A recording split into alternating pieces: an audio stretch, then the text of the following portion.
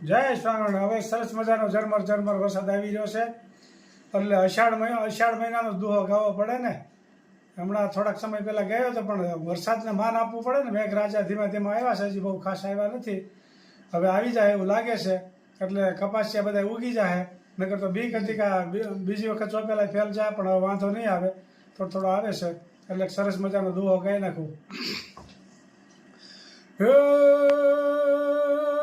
અષાઢું સારમ મેઘમલારમ બને બહારમ જલધારમ દાદુર દકારમ મયુર પુકારમ તડિતાતારમ વિસ્તારમ નાલય સંભારમ પ્યાર પારમ નંદકુમારમ નિરખ્યારી કહે રાધે પ્યારી મેં બલહારી ગોકુળ આવો ગિરધારી જીરે ગોકુળ આવો ગિરધારી જીરે ગોકુળ આવો ગિરધારી। જય સ્વામિનારાયણ।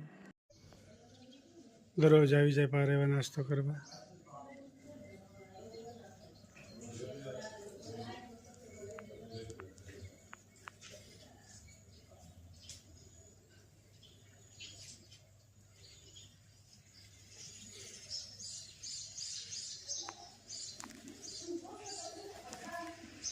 દરરોજ નાસ્તો કરવા આવી જાય પારેવા, આપ જોઈ શકો છો।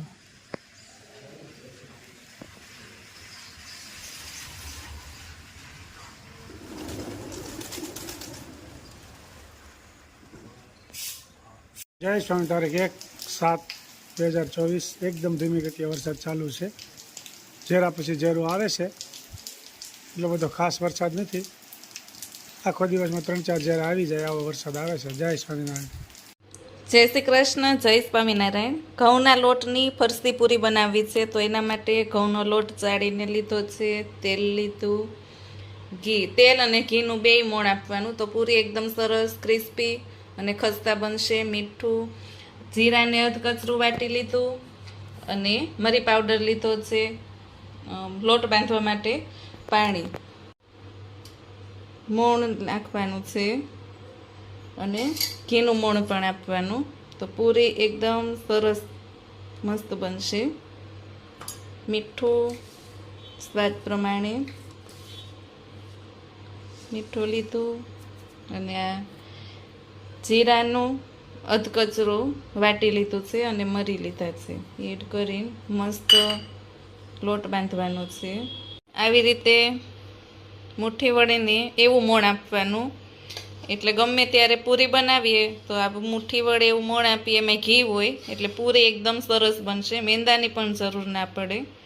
એટલે આવી રીતે મસ્ત મુઠ્ઠી પડે ને એવી રીતે મોણ આપવાનું છે, અને પછી હવે આને બાંધી લેવાનું। લોટ બંધાઈ ગયો છે, તો આવી રીતે ભાખરીનો હોય એવો થોડો કડક એવો લોટ બાંધવાનો, અને આને હવે ઢાંકી 10 થી 15 મિનિટ રહેવા દેવાનો। લોટને સરસ કૂણ આવી જાય એટલે પૂરી આવી રીતે પાતળી નહીં જાડી નહીં એવી વણવાની, અને કાંટા સ્પૂનથી આવી રીતે આકા કરવાના, એટલે પૂરી ફૂલે નહીં। તો આવી રીતે બધી પૂરી વણીને તૈયાર કરી લેવાની। આપણી પૂરી સરસ તૈયાર થઈ ગઈ છે વણીને, અને તેલ પણ ગરમ થઈ ગયું છે।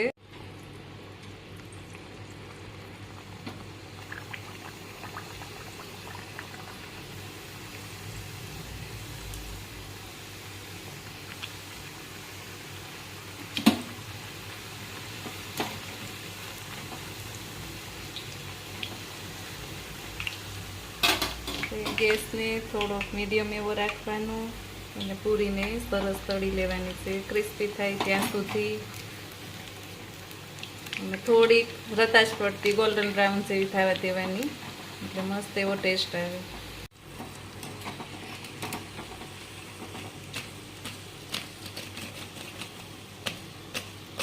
સરસ આવી ગોલ્ડન બ્રાઉન થાય ત્યાં સુધી પૂરી રહેવા દેવાની, અને બધી પૂરી આવી રીતે તળી લેવાની। બધી પૂરી તળાઈ ગઈ છે અને મસ્ત ખસ્તા બની છે, સરસ મજાની। આ રેસીપી તમને કેવી લાગી એ ખાસ કમેન્ટ કરો, લાઈક કરો, શેર કરો અને સબસ્ક્રાઈબ કરો. શું કામ ચાલી રહ્યું છે?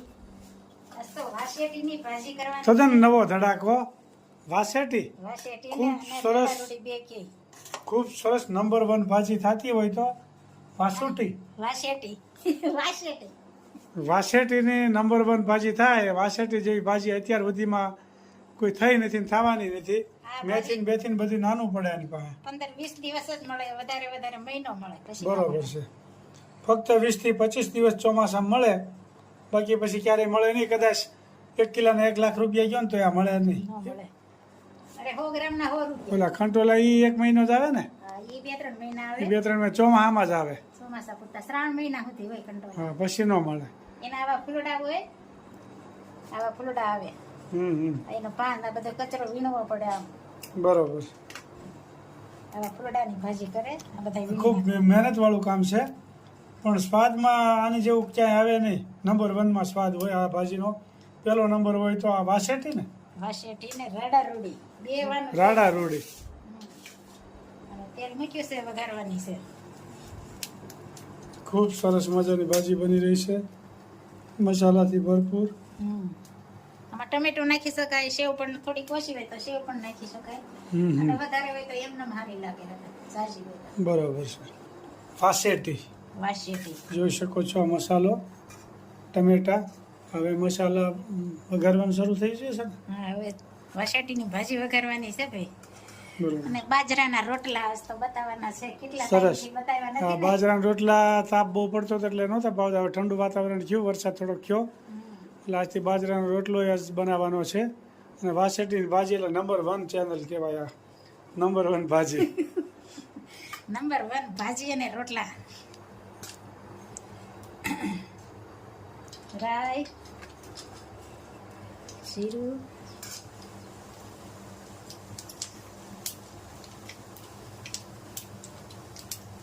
અને ભાજીનો વઘાર.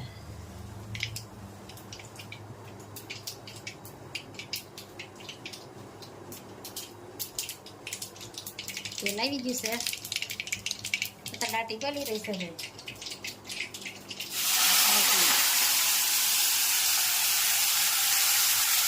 ખૂબ સરસ મજાની વાસેટીની ભાજી બની રહી છે, આપ જોઈ શકો છો.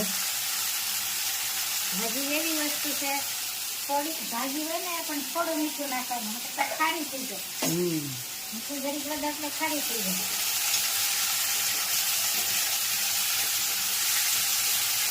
ટમેટા,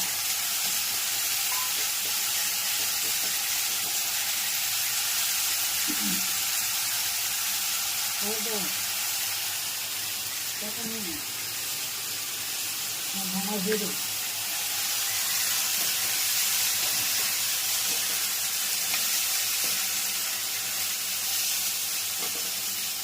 અને નિમક. અને શાક ને રોટલા બતાવશું.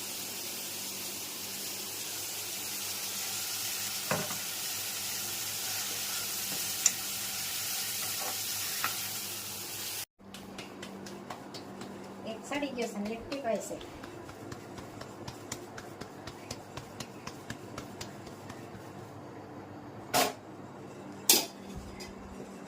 બાજરાના રોટલાની કોમેન્ટ તો કરશે બેનો, સીમાબેન, કુંદનબેન ને બધાય. જોઈ શકો છો. રોટલાનો સ્વાદ નકરો ન જોવાનો હોય, રોટલાની ગોળાઈ કેમ છે, રોટલો કઈ સાઈઝનો બન્યો છે એ હોતે જોવાનું હોય. તો ફૂલ ગોળ. પાછો ફૂલવો છે. આ ફૂલવો રોટલો ફૂલે ને તો જ સ્વાદિષ્ટમાં સારો હોય, બાકી બેહી જાય ને તો એ થાય ખોળના બટકા જેવો. ખોળના બટકા જેવો. હા, એ વાતે હાચી હો. એટલે શાક ઉત્સવમાં આપણે રોટલા આવતા હોય ને બધા ઘેરે ઘેરેથી, હા, જે જૂની બાયું છે ને એ રોટલા બનાવે ને એ મસ્ત બને. હા. અત્યારે નવી ફેશન વાળી હોય ને એને રોટલા બનાવતા ન આવડે, એ ખોળના બટકા લઈને આવે ને એવું લાગે. ખોળના બટકા. કારણ કે રોટલી જ પહેલેથી નાનપણમાં શીખી હોય, રોટલો તો કોઈ દી શીખ્યો જ ના હોય એટલે ન આવડે ને. અને રોટલાની ક્યાંય ટ્રેનિંગ નથી આવી, કાંઈ નિશાળ નથી આવતી, ઘરે જ શીખવા પડે. બધું ઘરે શીખવાની આવે રસોઈ. આની ક્યાંય નિશાળ ન આવે એટલે એવું છે બધું.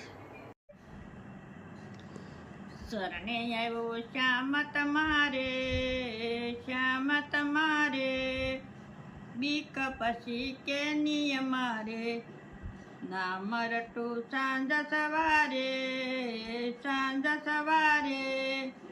બીક પછી કે નિયમા રે મનડું મસ્તાન બની ગુણ તમારા ગાય છે મળવાને સીજી મારું મનડું મૂંઝાય છે ના વળીને હાકો કિનારે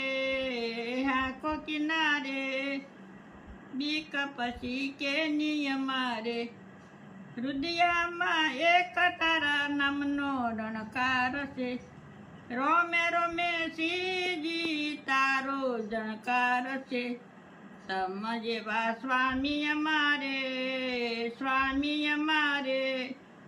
બીક પછી કે નિયમા રે દોરંગી દુનિયા ગમે તેમ બોલે પ્રેમી જન યંતરના પડદાઓ ખોલે પ્રેમ પ્યાલો પીધો પીનારે